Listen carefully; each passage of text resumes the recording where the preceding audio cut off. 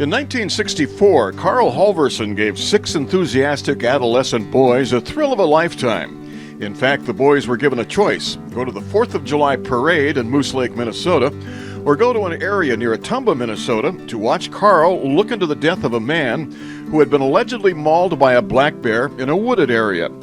An adventure this big trumped the parade, so Carl Halverson, 3 young Halverson boys, and 3 of their friends headed to the place where the scene had unfolded.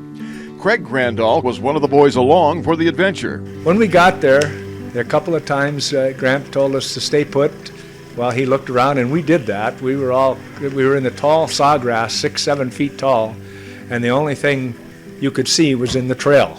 You could see the trail and you could see where the trail led, but you couldn't see anything on either side, even a foot away.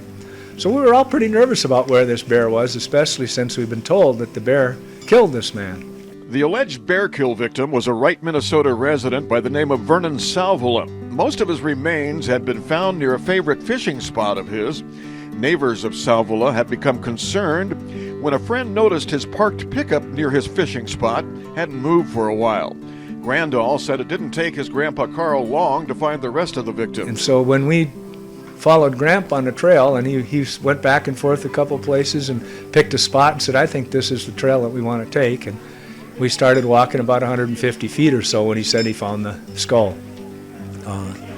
That was quite an adventure, and like I said, when Grandpa said stay put, we did. We were not too anxious to be in that tall sawgrass by ourselves.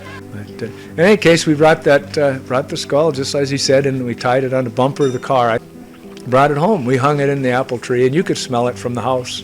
Yeah, it was an interesting story, and it opened my eyes a lot about how much you could tell of what's around you in the woods and by the track and the sign. And Aiken County had investigated and ruled Salvola's death a bear mauling. Grandall said it was not an opinion shared by Grandpa Carl. Now, we were there probably, I would say, an hour, maybe a little more. Gramp showed us a lot of the sign. He showed us the trails and the tracks.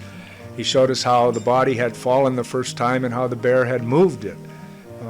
And it wasn't because the bear was fighting with the man or anything else, but he explained to us that the bear was being moved because the body was filling up with maggots from decay, and the bear wanted the maggots. So he'd come along and for his daily meal, I guess, or twice a day meal, I don't know what do bears eat 3 times a day, but anyway, then he'd come along, move the body. He'd scrape the maggots out of the ground, come back the next time, move the body again, scrape the maggots out of the ground. In fact, Carl had later shared his opinion with surviving relatives that he didn't believe Salvola was mauled to death and in fact had died of natural causes before the bear came along. Meanwhile, another Halverson grandson, Lyle Halverson, missed out on the adventure. Grandma Eileen ruled he wasn't yet old enough to go along. The boys ever said, "Yeah, we found his head, we found his head." I'm going, "I want to see it, I want to see it."